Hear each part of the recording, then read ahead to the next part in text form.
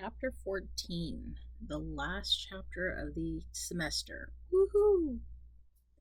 So, in chapter 12, we talked about the spinal cord and the spinal nerves. In chapter 13, we talked about the brain and the cranial nerves.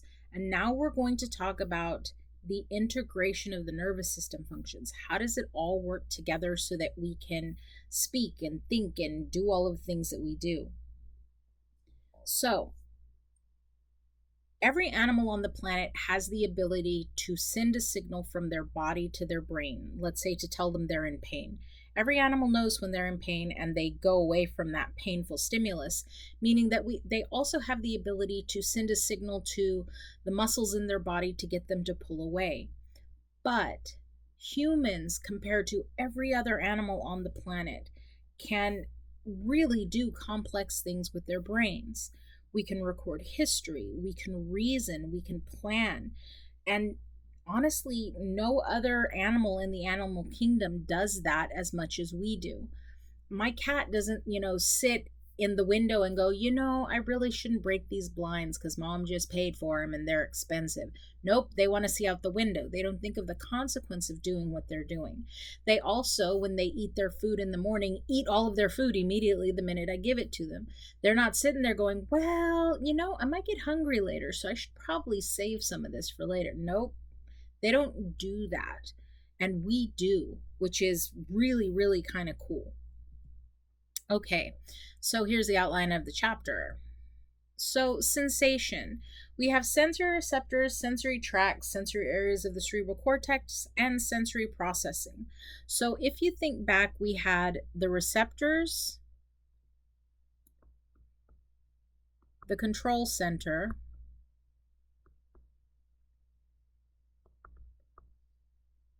and the effector. And over here we had the sensory neuron. And over here we had the motor neuron. And then in the middle here, we had the whole integration thing. So we said this was the CNS. Well, the first part of this chapter, we're kind of going to be doing this half. Okay, well, I shouldn't say the first part, probably the first third of this chapter, we're going to be doing that. And then in the second third, we're going to be doing this. And then this part kind of in the middle that does most of the processing, that's going to be kind of the tail end of this chapter. So when we're talking about sensation, we're over here on this side of this figure, okay?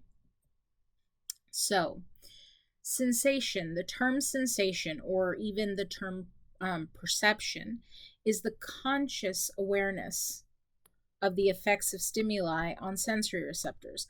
Conscious being a big thing. We know it's happening. We know when we're in pain. We know when something is touching our arm. Sensation requires three things. A stimuli, originating either inside or outside the body, and it's detected by the sensory receptors. These guys right here, okay? The receptors initiate an action potential. They're the ones that are going to say you need to take this information, which is carried to the CNS via neurons. The sensory neuron right here. This is the guy that carries information into my central nervous system. In the central nervous system, the signal is taken to the appropriate parts of the brain, including the cortex, for interpretation. Your brain is going to tell you whether this is a good signal or a bad signal. Many action potentials reaching the cerebral cortex are completely ignored. Others are translated and the person becomes aware of the stimuli. You're sitting in a room right now listening to my voice and watching if I draw on this PowerPoint, I hope. But there may be other things around you. Your kids might be playing near you. The TV might be on. The light is on. The computer fan is going. There are a bunch of different things. It's not just one thing. And hopefully, if your brain is working appropriately, most of that stuff, if you're trying to focus and learn this material, is going to be ignored. Most of it is going to kind of, that's not important right now. Don't worry about it. While the things that you're supposed to be focusing on are going to be the things that your brain translates into, you need to pay attention to this right now.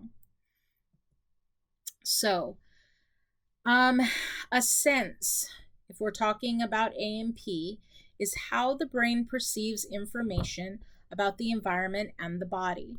We have two types of senses. We have general senses and we have special senses. General senses are called general because the receptors for those are found everywhere. Where can you feel pain? I can crush your finger, you'll feel it. I can crush your toe, you'll feel it. I can stab your leg, you'll feel it. I can, cut your scalp, you'd feel that. The receptors for general senses are everywhere. If I touch your foot, you'll feel it. If I touch your hand, you'll feel it. If I touch your leg, you'll feel it. If I touch your back, you'll feel it. If I touch your neck, you'll feel it. If I touch your face, you'll feel it. These are general senses. They're everywhere.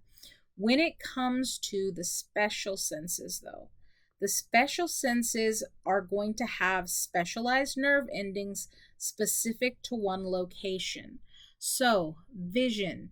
Vision doesn't happen at your elbow. And if it does, let me know because I want to make money off of you by selling you to the government. It doesn't work that way. The only place that we have for vision is our eyes. If we don't have eyes, then we don't have that. And those specialized nerve endings are called photoreceptors. Photo means light. So, getting back into the general senses, we have somatic senses and we have visceral senses. Anytime you see the word visceral, think internal. Okay?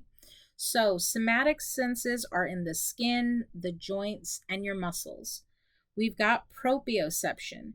Don't forget, proprioception is just a very fancy way of saying body position. If I move your leg under a table and you can't see them, it's not like you don't know where your leg went. We've got touch as a somatic sense. We know when something is touching us. We are well aware of that. Pain. Again, if you're in pain, you know. Pressure.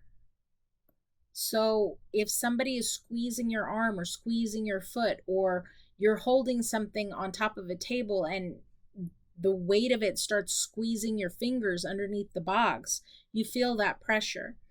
As well, we feel temperature, if it's hot or if it's cold. These are somatic senses. These are things that we feel around our body. Visceral, again, think internal. Visceral senses involve your internal organs. And to be honest, actual general senses that we feel, there are only two things. We feel pain and we feel pressure from our internal organs. Everybody knows what gas pressure feels like, but it's a pressure. Everybody knows what a sinus headache feels like. It's pressure. It's like something is pushing on your skull or trying to squish you. Pain is like you have a stomach ache or your stomach's cramping, or for women, of course, menstrual cramps. It's painful. It's not just pressure. Now again, the special senses, these happen only in specific areas. The sense of smell. You've got olfactory receptors in the roof of your nasal cavity. Olfactory is just a very fancy way of saying smell, but they only pick up certain chemicals called odorants. If you were to take light and shine it up the nose, those receptors wouldn't pick up anything because light isn't the specific type of chemical agent that can activate that receptor. Same with taste. Taste is activated by things called, believe it or not, tastants. And it only happens in one part of your body, your mouth. You've got taste buds in your mouth, and that's what activates. But again, it's a specific location, it's a specific type of receptor, and it's a specific chemical that can get this thing to activate. Vision.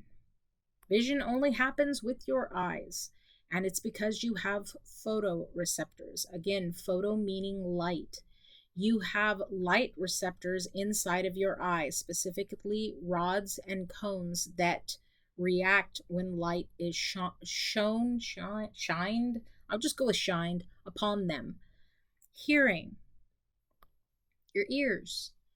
You don't hear with your knees or your toes, you hear with your ears, and that's because you have a specific set of cells called hair cells that actually, when they are bent, cause the action potentials that give you hearing. In that same area, in your ear, you also have two other areas, the vestibule and the semicircular canals, that are in charge of your balance. Now, there are other things in charge of your balance. I don't just want you to think it's your ears, but again, it is a special sense that takes place in your ears. That's one of the reasons why when you get an ear infection, a lot of times people will complain about feeling dizzy, because it's not just affecting this part of your ear, it's affecting this part of your ear that controls your balance. So, the receptors, I'm going to go back for a second. This dude here, this receptor down here at the bottom, okay, they can be categorized basically in three different ways based on how they work, their function, based on where they are, their location, or based on what they look like, their structure. Okay? So, function, how do I activate them? That's when I'm talking about function, how do I activate them? So, mechanoreceptors, the first functional classification, they're activated by literally mechanical stimuli. I'm going to compress them, I'm going to bend them, I'm going to stretch them. Remember the hair cells I talked about in the ear? That's actually a mechanoreceptor because I bend the hairs there. And when I bend the hairs, it causes those cells to send a signal. There are also chemoreceptors. This is something that you are very familiar with from both Chapter 9 and Chapter 11. Chemicals bind to the receptors, causing them to send a signal. Acetylcholine binding to the ligand-gated sodium channel will cause a signal to be sent. It's a chemoreceptor. It's a chemical binding. Thermoreceptors. What do you think causes them to send a signal? Change in temperature at the site of the receptor. I think that one's pretty obvious. Photoreceptors. I was just talking about photoreceptors. Photo means light, so they respond to light striking the receptor. Light strikes the receptor and it causes a chain of events in the cell.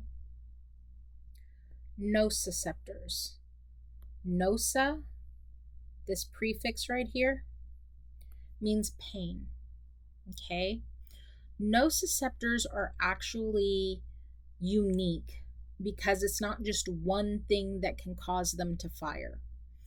Nociceptors can be activated by mechanical stimuli, by chemical stimuli, or by thermal stimuli. In other words, mechanical stimuli. If I crush your hand or bend your elbow too far back, you're going to respond in pain. Yes? Same with chemical. If you get stung by a bee, that bee is injecting a chemical that causes your pain receptors to react. Thermal. Burn yourself. Hold ice cubes for too long, and you're going to respond with a painful stimuli. It's going to hurt. Location.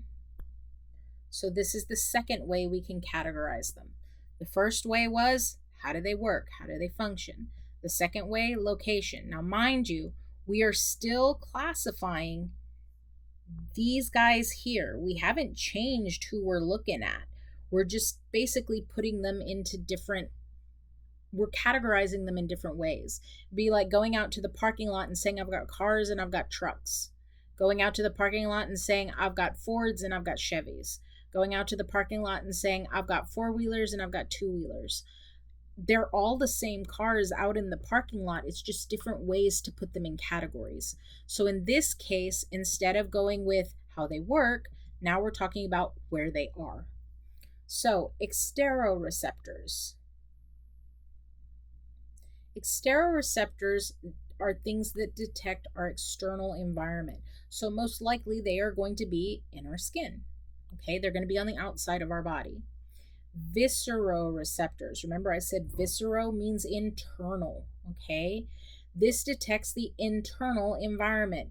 These are going to be located in our internal organs, our stomach, our intestines, our liver, our spleen. Proprioceptors. Remember, proprioception is body position, right? What do we move on our body? The joints, right? We have our joints where our elbow is, our ankle is, our wrist, our fingers. So these are associated with joints, tendons, and the other connective tissue that detects our body position, our movement, and the extent of stretch or force of muscular contraction. So we've got stuff on the outside, the exteroreceptors, stuff in our internal organs, the visceroreceptors, and the proprioceptors in our joints. Okay? Structure. So we had how does it work? Where is it at? And now we're talking about structures. We have 8 when it comes to structure. So we have free nerve endings. Okay? They are basically naked nerve endings. They respond to painful stimuli, temperature, itch, joint movement, and proprioception. We have Merkel discs. They detect light touch and superficial pressure. This is, I feel a hair touching me. Okay? We have the hair follicle receptor. Notice how it's wrapped around the hair follicle over here in the picture. Okay? This is going to be light touch and slight bending of the hair. A lot of times when we feel a bug crawling on us, it's not because the bug is on our skin. It's most likely because the bug is moving the hairs on our arm, and these things down here are detecting that movement of the hair. The Pacinian corpuscle. It detects deep cutaneous pressure, vibration, and proprioception. Look at where it is in the skin. It's very, very deep. That means that it's going to be deep pressure that will cause this to fire. The Mesner's corpuscle. This is involved in 2-point discrimination. Remember, we talked about this when we were talking about the integumentary system, and I mentioned that these cells or these nerve endings, depending on how dense they are under the surface, will tell you when something is touching you at 2 points. We have the Ruffini end organ. This detects continuous touch or pressure and the depression or stretch of the skin. So I talked about your clothes and your clothes fitting on you all day long and you taking them off. You know when you take them off, there's a sensation that goes along with it because your clothes have been touching you all day long. Or for that matter, if your clothes are tight. And boys, I'm sorry, but ladies, you know that feeling of releasing pressure when you take your bra off at the end of the day. Or boys, when you've got pants that are very, very tight and you unbutton them at the end of the day and the release of that pressure. The muscle spindle. The muscle spindle is also a type of sensory receptor. It is located in the muscle and it detects stretch. This is the one that we talked about when we did the knee-jerk reflex. The Golgi tendon organ, again, it's associated with a tendon, and it also detects stretch, but in this case, it's the stretch of the tendon itself, and it's important in the control of muscle contraction. Primary and secondary sensory receptors. Primary means 1. Secondary means 2. Yes? So if I've got a primary sensory receptor, It means that the thing picking up the stimulus is the same neuron carrying that signal to its destination. You can see in this picture up here, there is one neuron, just one. That's a primary sensory receptor. I pick up the signal and I carry the signal. Secondary means that you have two. There's one here and there's one here. Okay, you can see that there are two distinct neurons in this picture. Okay, so a good example of this involves the special senses, because like I said, most of the time with the special senses, I have something that picks up a specific type of chemical. For example, in your mouth, I talked about tastins. This first cell in the out of the two, I should say, is a taste cell. It is the only cell in your entire body that responds to tastins, the chemicals that give you the sense of taste. So I've got this cell first, and then it sends signal, which